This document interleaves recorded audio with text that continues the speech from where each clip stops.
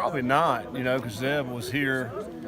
I can't remember what grade he was in when they moved in, maybe second or third grade. And, so around him the whole time. And then, of course, they left just for the high school years, and then obviously he's come back. So, yeah, I've known Zeb a long time, and you're probably right. I hadn't even really thought about that. But he's been a great kid when he was little, and he's been awesome since he's been here in college and really grown up, and going to be a great coach whenever he gets in that profession. Yeah, I mean, what's it been like for you to try to kind of help him get that coaching career started? Well, we've done that for a lot of guys, which has been awesome. I love it because it's a great profession to be in, and these guys have a passion for it, and just to be around them, they've learned so much. And we've allowed them to learn a lot too, in being a lot of the environment that we're doing things, and but I'm proud of them, and we'll follow these guys just like we do Fitch and Taylor and Lamb and all these other guys. What's it take to help a guy get adjusted to being a guy calling in signals? Well, I think initially when they first get here, they're learning just the ropes of everything, and then once they see how it's done on game day, they get a feel for it because we do it in practice every day. They get comfortable with it. And then in practice, they get feedback from the players every day. And so when they screw up, they hear it, and they go in the locker room and they hear about it some more. And then, so they get a feel for it, and then ultimately they get really good at it. And it's just communication skills. So does it start because Tanner is kind of doing it? Yeah, he's been doing it. Yep. Tanner's doing it now, and so hopefully Tanner next year will be doing it. And so we'll just kind of groom the guys up through the system, so to speak. Okay. Did Zach do it? Yeah, Zach can do it. I don't know if he's done it in a game, he may have done it this year at Coastal. He was on the sideline there but Houston's definitely has done it and still does it now. Of course, Zeb. I just think it keeps those guys involved and not so just standing over here watching the game. Now they're involved with the plays and they understand what's going on. I want to ask you, do a little reset this. Just want to ask you a little bit about Victor Johnson. He's apparently your old man. Yeah. On the offensive line. Yep. How's he grown from a freshman?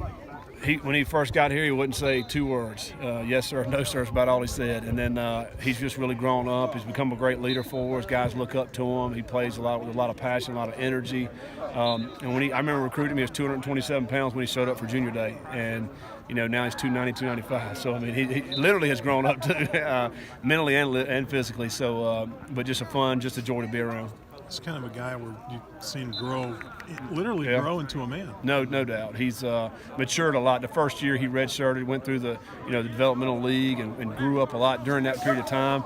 Didn't know if he was going to be starting that redshirt freshman year, but he was a left tackle starting and has started ever since. And he just got a lot of confidence now. And fortunately for us, he's still got another year. Did you kind of take a deep breath with a freshman?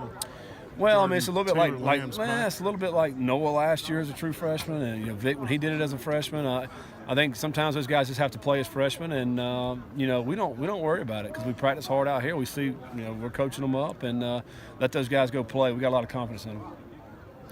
Okay. Coach, heading into this game Saturday, I know coaches are never satisfied, but based on performance, are you kind of satisfied where your team is right now in all phases? Yeah, at this point in the season, absolutely. I think we're coming off really the last two games. We're kind of getting to the point where you want to be at the end of the season, playing really good football. And then this is our last regular season game, and it means something. That's what I love about it. We're not just playing this game to be playing it. It means something. We're playing for the East Division Championship and an opportunity to go win the Sun Belt, and that's exactly where you want to be. When we looked at our schedule beginning of the season, and Troy's at the end. We want that game to mean something, and it does for both teams. I think probably Troy said the same thing, but it's awesome when it means something, and for us, we get to play right here in Boone, which is even better. And speaking of playing here, how cold do you want it Saturday? I'd like it as cold as it can get. It's been chilly today. I feel like it'll be very similar to today, but probably a little bit moisture in the air and potentially rain. So we practice in it every day. Our guys are because it becomes mental. And so our guys are mentally immune to it. And so we come out here and play. Yeah, physically it's cold, but it doesn't bother mentally. And I think that's the big advantage we have when we're playing in this weather. Thank you. All right, thanks.